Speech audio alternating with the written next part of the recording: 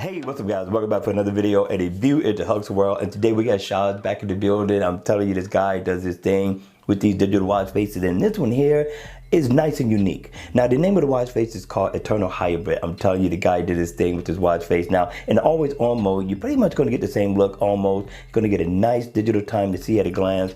But when the watch face is on, it really offers a lot. I like it. So if you look at it, it's an analog slash digital. I'm loving the way the hands lights up, and your digital time, nice and bold, is dead center.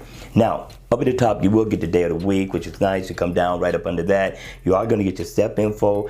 You also get what day it is, and you do get info on floors climbed. And you come up under the time, you will get battery info as well, and your heart rate info, which is going to be right here, and the month.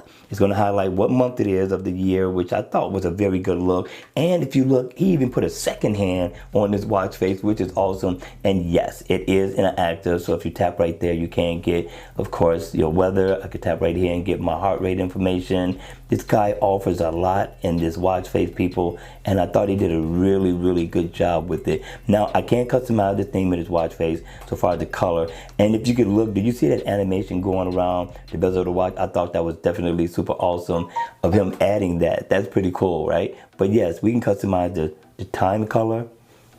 Just cycle through the many that this watch face has to offer. Look at it. This guy is definitely getting creative with this watch face, right? Not only that, if I tap right here, I can also customize the weeks and the months. There you go.